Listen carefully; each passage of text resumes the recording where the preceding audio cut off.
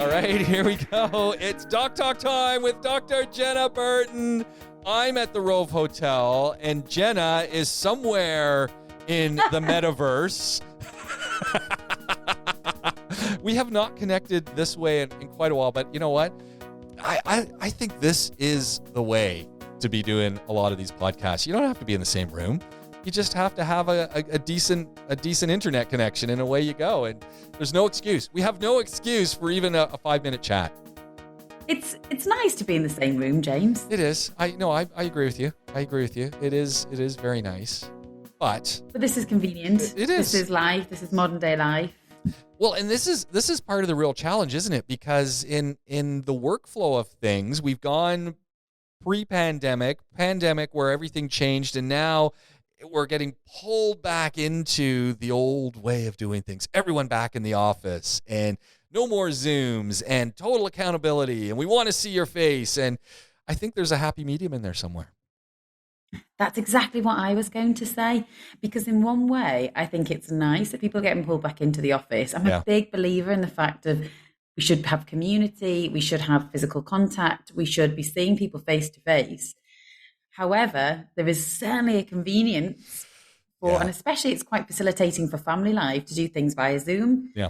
So I think to take the best of both is ideal. However, COVID cases are increasing for sure.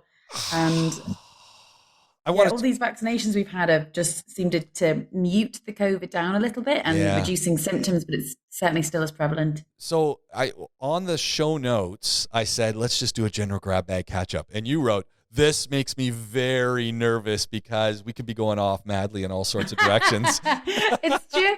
How can I prepare when you take me in crazy different directions and no doctor knows everything about everything. So I never know what you're going to come up with. So I do want to start off with something and where we are in the world of COVID, because if you listen to the World Health Organization, if you listen to country-specific representatives, they're all saying the same thing. They're saying, look, we've got a handle on things, kind of, sort of, but we are not out of the woods. And there's this fatigue. We've got the COVID fatigue now where people are tired of wearing masks. They're not wearing them indoors for sure, a lot of people. And anywhere you look, the numbers are starting to creep up.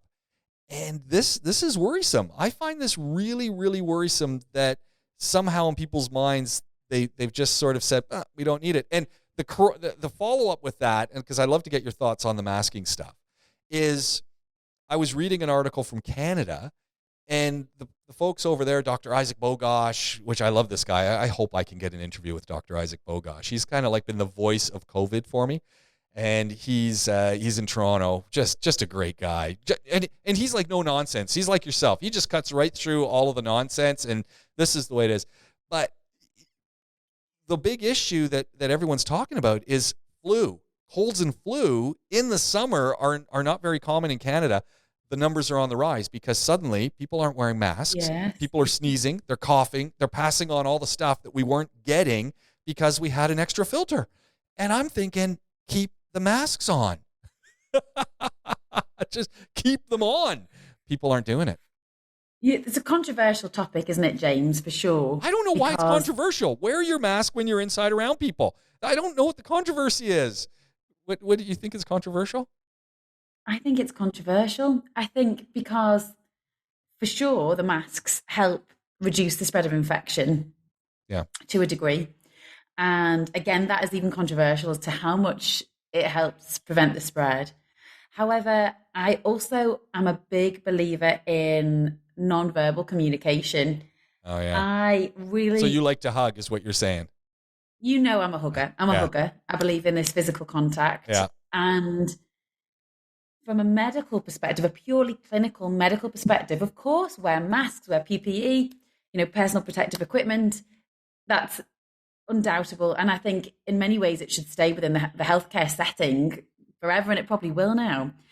But when I'm with patients and I'm having maybe more difficult conversations with them, the mask is a barrier and it prevents full empathy being shown. I don't know why my mouth, is showing empathy rather than my eyes, but, it does prevent physical what's the word I'm looking for? It prevents communication. There's a lot of research, I think, at the moment going into how children are learning communication during the COVID times, especially those that are very, very young, because their experience of the world is totally different to yours and mine growing up, where we could see everybody's face. Yeah. So I don't know. There's an element that is clinical, and there's an element that is mental health, a little bit more wishy-washy in a sense that, not wishy-washy, but I think psychiatrists will have a lot to say about it. So and maybe even if it's not now, in the future. I think the Oh element. my gosh, James, we have to cut this. We can't ever let a psychiatrist hear that I said wishy-washy. I didn't mean that at all. I didn't mean that for the record. Oh no, I'm going to keep that on. We're going to put that on replay. Thanks. That's my reputation. I didn't mean that. But so this is my thing is, anecdotal or not, the number of people who are sneezing, coughing, all of that stuff, because people were wearing, even if they were wearing dirty blue masks that they were wearing all day long, and everyone knows that they only last for about 20 minutes, if that. But it just created a little bit of a barrier for the spread of a lot of, when we talk, we spit, and there's a lot of aerosols happen. So I think that clearly these things work. And I get what you're saying with the communication issues, and this is a big challenge. But I really feel like for our physical health moving forward, with so many other things going on, colds, flus, who knows what else is in the air, I think people were a lot healthier wearing masks. And if we had buildings that had decent airflow, maybe it wouldn't be such an issue. But we live in a lot of buildings that the airflow and the air quality is pretty poor. And because of that, having a mask on really does help, I think, with the spread of everything. Forget, not even COVID, just colds and flus. So I'm a big advocate. Keep the masks on. I know you are. And let's remind ourselves that and you I'm do a communication professor, so I get the lack of communication that happens. You, James, are a communication professor who also has a touch of OCD. So let's remind ourselves that you are the man that cleans his seats on the train or on the airplane before he sits down. Almost a whole bottle. Yeah, but there's nothing wrong with that. But it also means that your viewpoint on it will also be ever so slightly more extreme than other people. And I'm not saying that you're wrong. I'm absolutely not. And gosh, I would be crucified as a healthcare professional if I said we should stop the masks. In fact, the CDC are encouraging people to start wearing masks in public places again because we're now having an outbreak of monkeypox. Yeah. And, generally, although they say in many countries that you don't need to wear a mask, it's still encouraged that you should wear a mask. So we know that the masks are there for a reason. We know that the masks are helpful to a degree stopping spread of infection. However, coughs and colds and, flu-y type symptoms are something that come and go regularly. In Dubai, you actually tend to get it year round. It doesn't tend to be as seasonal. And I think that's got something to do with the air conditioning that's here. But I would love to know the science behind how important it is to build your immune system. I find what's scary about COVID is that it's a bit of a Russian roulette. Some people will get horrendous symptoms. Other people would be completely asymptomatic. And that's what's scary about the spread. And I know people, Jen, I'm going to interrupt you. I know a person who's had it 3 times. And I'm going, how is that possible? I know how it's possible. We'll talk about that in a second. But how is that possible? You can keep going now. Well, I was just going to say, some people have been triple jabbed, whatever, and maybe they had Sinopharm and then they had Pfizer and then they had their booster jab and they've still gone on to get COVID. But with regards to coughs and colds, it's like when children go to the nursery and they're often bringing their children in. They're saying, oh, they've got another cough, they've got another cold, what can I do? And it's like, look, this is part of the process of building an immune system.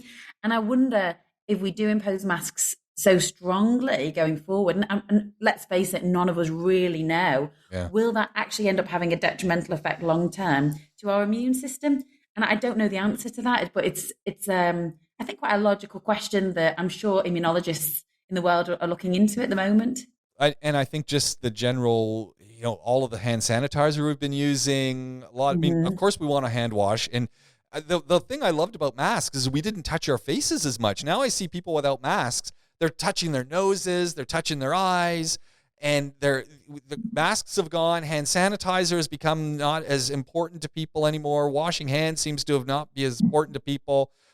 Yeah, exactly. And I just wonder, just because you're not wearing a mask doesn't mean you have to you stop doing all the other stuff. But like you're saying, how does that all play into our general immunity to things? And we need to get a cold every now and then so that you don't get a really bad cold. A little touch of flu doesn't hurt anyone, so then you build some immunity so you don't get a really bad flu down the road. But James, I actually don't know. Yeah. I don't know the answer to that, but I do have a feeling that's that got to be horrible for you because people are coming to you and they want answers. Doctors know this stuff. And you're going, I don't know. Well, I've told you this story many times, but I'll never forget the leading professor in immunology at the time used to be lecturer at our university. And he had many books. One of the books was the one that we studied because it was before the time of just getting everything from the internet. We'd go in the library and we'd actually pick up the book, or gosh, I spent a fortune on medical books in university because you had to buy them. Yeah. Because often the book that you needed was taken out already from the library. And his words were, make your children go and play in the SHIT. Those were his words, because that is the way that you build your immune system. You want them to be exposed to mud. You want them to be exposed to dirt. You don't want them to develop asthma in the future or other atopic type illnesses. And the only way to do that is by building a solid immune system. Now, whether his take on that has changed, I really don't know. But that's what I was taught. That's what I've been led to believe. It makes sense to me. And yeah, of course, now we've had a time without masks. And so what's happening? As soon as we remove them, there's a surge. Numbers are up again. And where's the line? Why is it okay for me to see you at home without my mask, but not see you outside with it? Where's the line? Yeah, no, this is a really big, and you don't wear masks when you go to a restaurant. You don't wear them in a cafe. As soon as you sit down at the table, masks are off. Whether you've got food and drink, masks are off. And it's just like, where's the line? I tend, if I'm not eating, I put the mask back on. People look at me and I say, you know what? It's what you got to, and the problem is, I still would love to read the research, whether it's coming from WHO, whether it's coming from CDC, whether it's coming from the NHS, that talks about how this virus spreads. How long does it live in the air? How long does it live on us? How does our shedding work? Because if we knew more about all that, we could better target our defenses, not the physical defense of getting an antibody and getting boosters and getting vaccinated, but the secondary defenses of washing, airflow, et cetera. It seems to me like there's a lot of James, I think that information's available. I don't know. No one talks about it.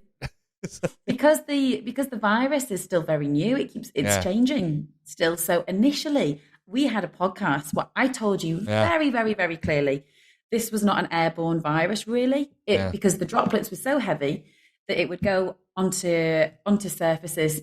And the big risk of how we spread the virus was through our hands and by touching things where the droplets were on and then put them to our face. Yeah. That has now been proven not to be correct. And actually, it's much more of an airborne virus than we initially thought.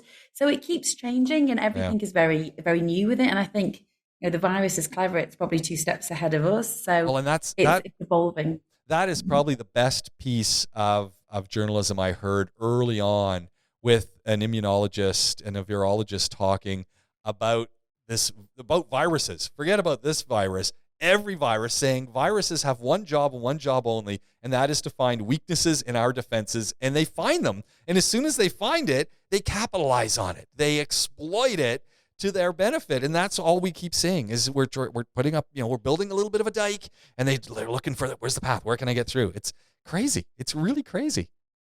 Yeah, well, they do. They're clever. Like viruses, bacteria, fungi, they're just the same as us. We're all born to try and survive. And so they become smart, they become wise. I had a patient the other day say, do I really have to complete my course of antibiotics? If I start it and I feel better, do I just leave it?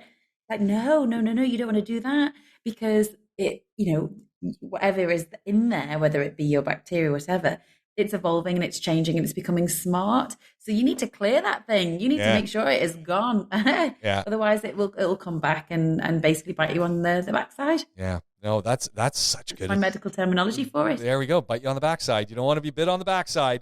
Dr. Jenna, she's coined that term too. For sure. So what are your thoughts on monkeypox? Because I'm thinking everything I've read about monkeypox and everything I've now heard about monkeypox, I'm thinking we've got some dubious journalism with respect. Really? I do. Why do you think that? Because I don't think, I think in one context, the journalists who are reading about this from their medical sources aren't given all the information. They're given the nice information that makes it a little sensational, that's going to sell newspapers, it's going to get people listening. But when you start looking at what this particular viral thing is and the way it's spread, it just reminds me of a dermatologist. And we've all been to dermatologists, and you go to a dermatologist and they don't touch you. If they don't have to touch you, you'll show them, oh, I've got this rash. And all they do is they look at the rash and they'll get close, but not too close. And they'll, hands behind their back. Is it itchy? Yeah. And maybe they'll put on a glove and maybe they'll press and then get rid of that glove, but they're not touching you. And everything I've read about monkeypox is that typically this thing gets spread by contact, and usually contact with the sores. I mean, it's that kind of a thing. How it's gotten to some places where people haven't been around others, that's the dilemma, isn't it? And if it, is it kind of like a poison ivy that if you get residue somehow that someone has touched someone somewhere, something, but it's really a close contact thing. And the big dilemma is how many people haven't been vaccinated against things like smallpox and other things, which why would they be? Because we stopped doing the vaccinations many years ago because it was basically eradicated. Yeah, so a whole group, and so this becomes yet another dilemma. So, but I think it's been really easy to talk in general terms about monkeypox without going into a lot more detail about some of the specificity. That said wrong, but what's specific about it. And I think if we did more of that, the fear factor would be gone. And again, what do we got to do? Wash your hands. Don't be touching these things, and be vigilant. You see someone with stuff, it's like, hey, doesn't mean you. I mean, monkeypox is a funny one, isn't it? Because unlike COVID, the symptoms are a lot more pronounced in the sense that you have a visual aid. So it helps with the diagnosis. First of all, you're doing a total disservice to dermatologists. So I need to just interject there. Poor dermatologists, even though in medicine we call it derma holiday. I heard this, derma holiday, rheuma holiday. And it's because it's less inpatient type stuff. It's all very much, relaxed ward round and there doesn't tend to be anything acute. It's more long-term management of things. However, they do quite a lot of mini surgical procedures. Yeah. So you got skin cancer. They're often the ones to take it away, but it's too big. It goes to plastics. They remove moles. Come on, they are a bit hands-on. Second of all, with they're a bit. I like that they're a bit hands-on. Not if they don't have to be, but when do I really have to get my hands dirty here? All right, I'm like, okay, that's good. I'm glad you clarified that. To be fair, dermatology is really hard because. For sure. In fact, it's so funny. I'm on a group of British physician mums on Facebook, and we all ask each other questions about certain cases that are difficult. I want to tag that group in when I post up our podcast. What's that group called? Physicians Mums Group UK.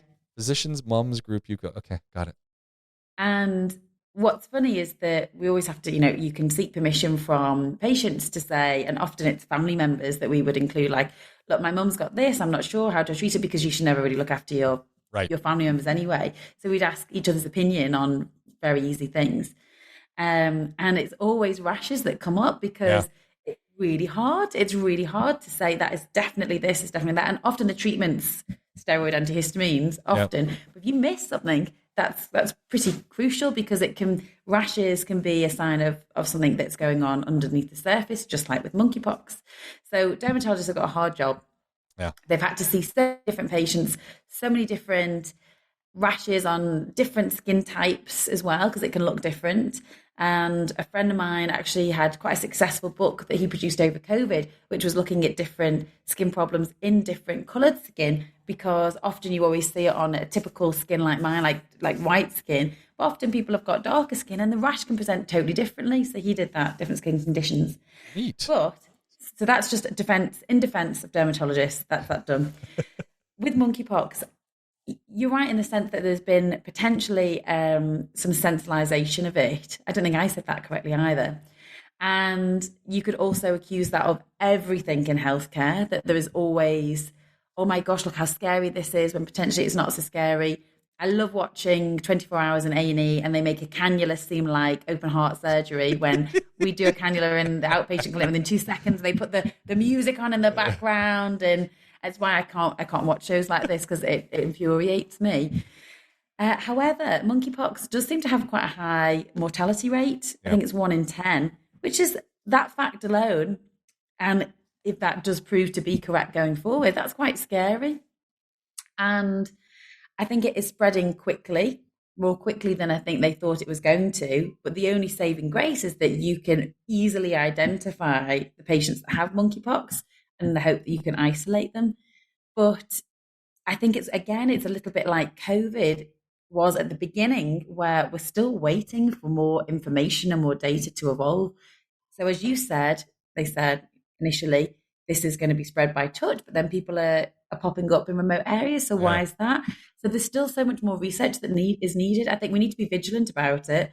I don't think we need to start stocking up on toilet rolls at this present moment in time. But it's there. It's clearly spreading. It's spreading across the world. It's spreading in countries it was not expected to spread in. It has got a decent mortality rate attached to it. There is no treatment at the moment. It is viral. It's supportive treatment. And that basically means if something goes wrong with your kidney, you try and help support it. If something goes wrong with your liver, you try and help support where you can. But ultimately, that also means there's going to be a cap on what treatment you can provide at some point. So I think we need to be aware. We need to keep abreast of the news, just keep looking out for it. Obviously, if you do develop any unusual rashes, you don't go out.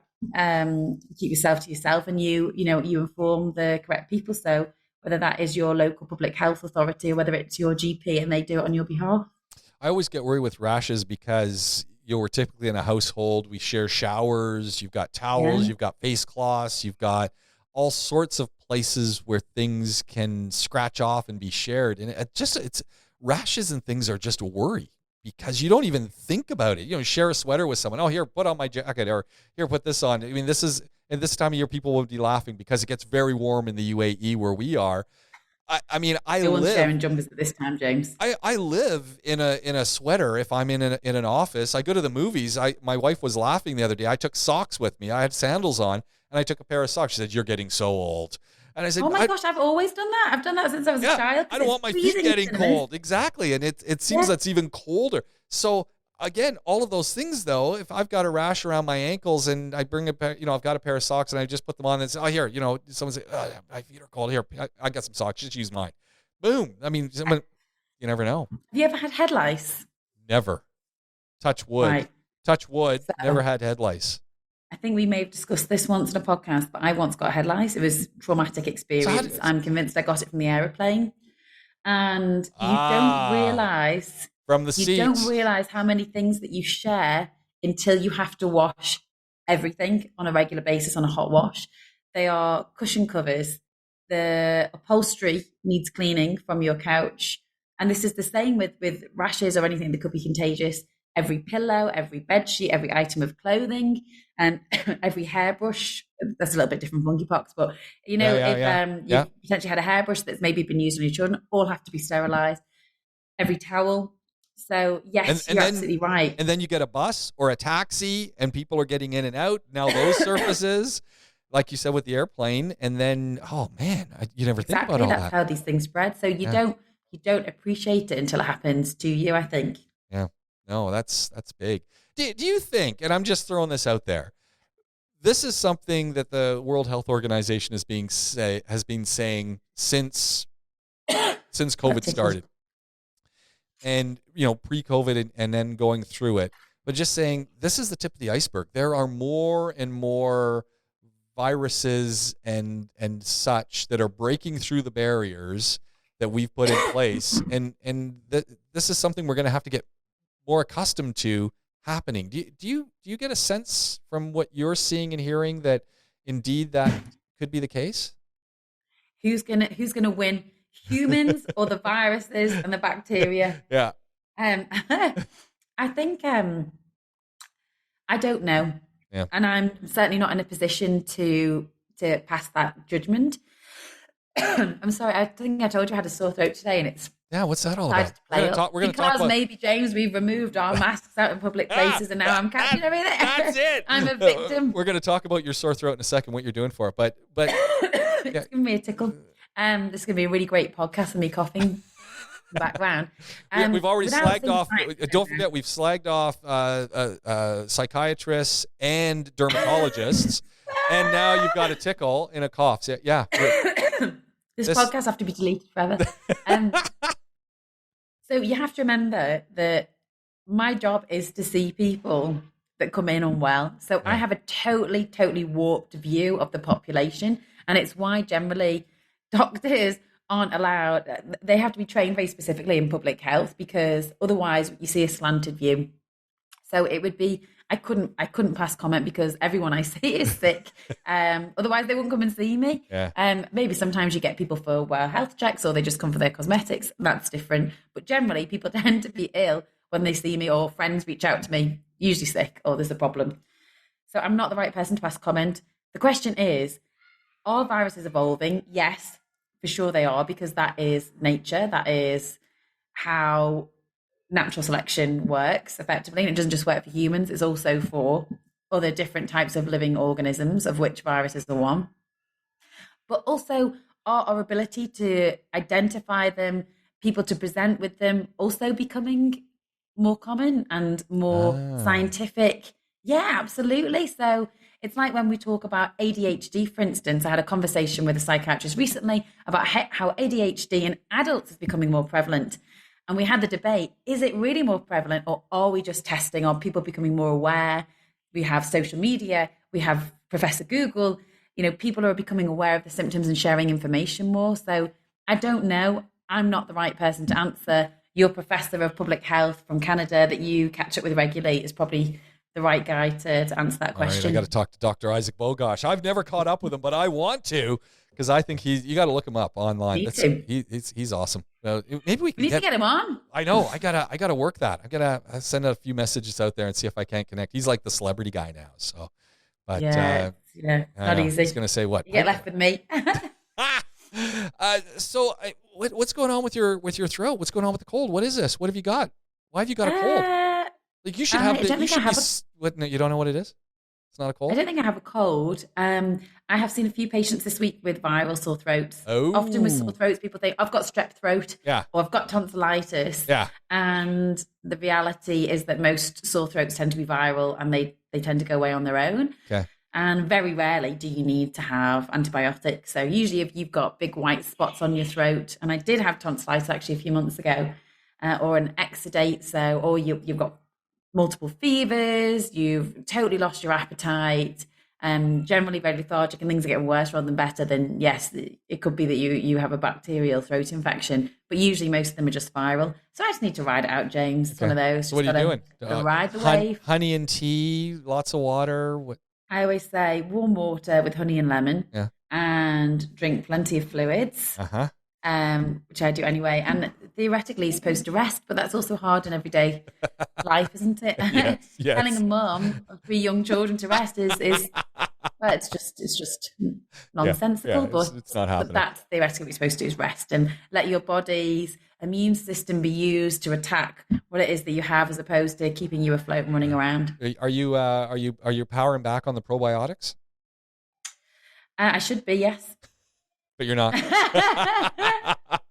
Yes, probiotics are great. Everyone should be taking a multivitamin a day, cod liver oil tablet or a vegan alternative, and probiotic. But you need to get good quality. I know I know. I only go with one brand of probiotic. I'm very. Yeah, you're really funny about your probiotics. Oh yeah, aren't you? I BioK. I'm a BioK person all the way, because and part of it is again, we gravitate towards wherever we're from.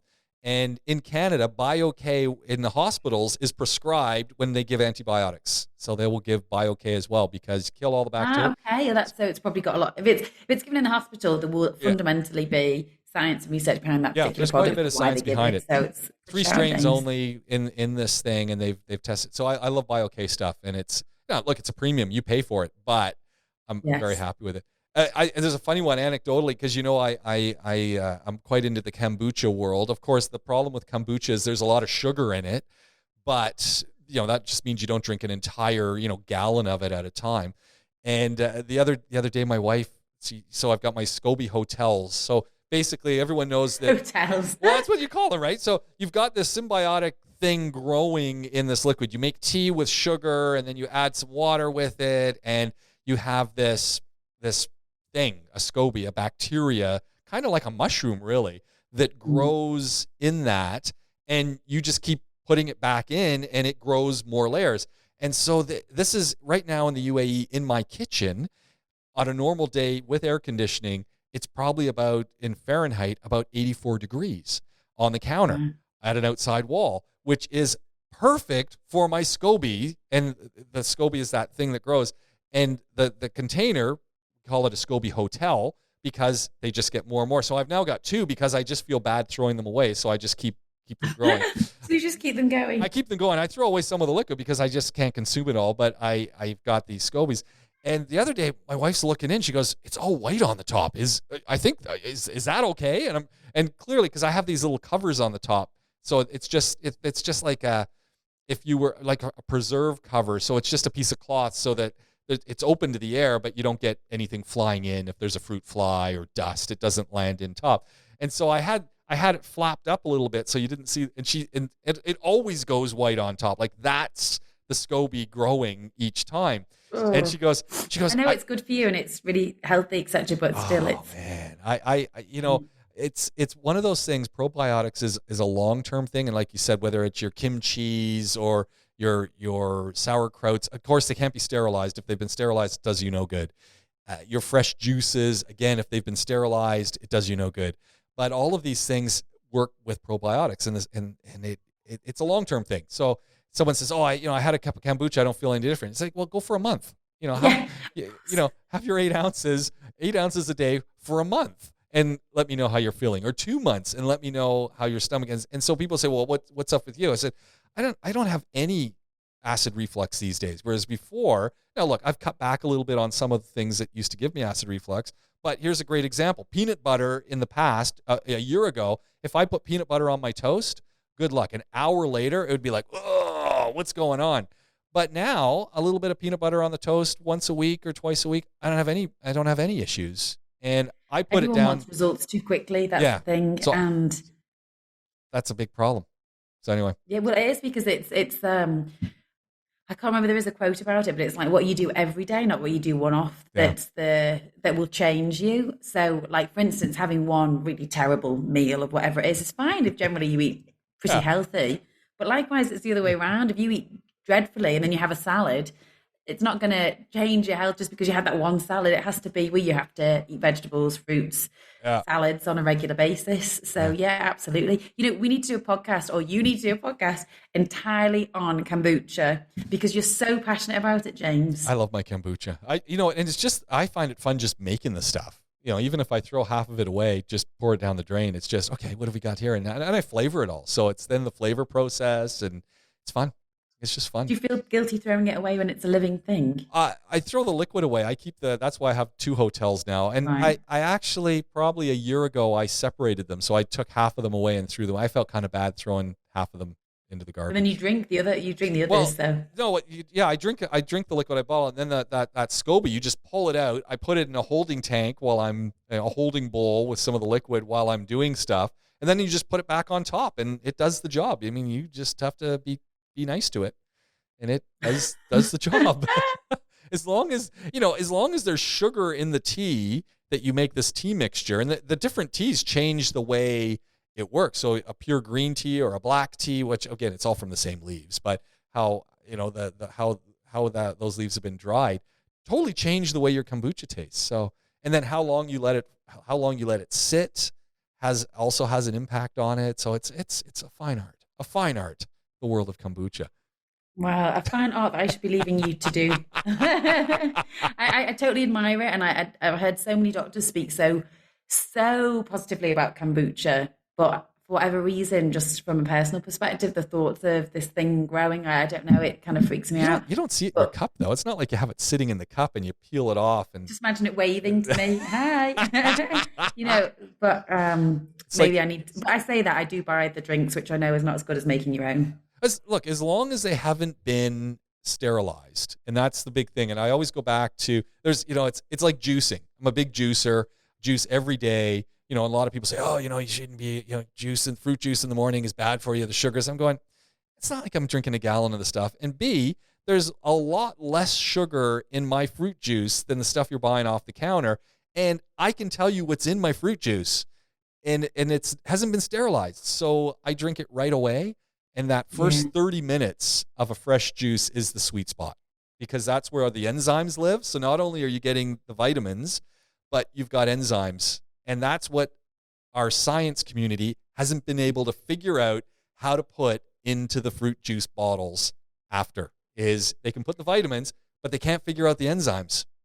James, we've talked about your retirement plan. Sound therapist. Oh, yeah. Play therapist. I've realised it's a naturopath. That's what you need to do. Maybe. That's going to be your retirement plan for sure. I can see it now. Maybe. You know what? You might. Actually, you'd be really good. Like, it's because there is, I think generally as a healthcare community, we are turning our attention more to natural ways that we can help people. And anything you do naturally is going to be better than just popping a pill, for sure. I'm absolutely sure.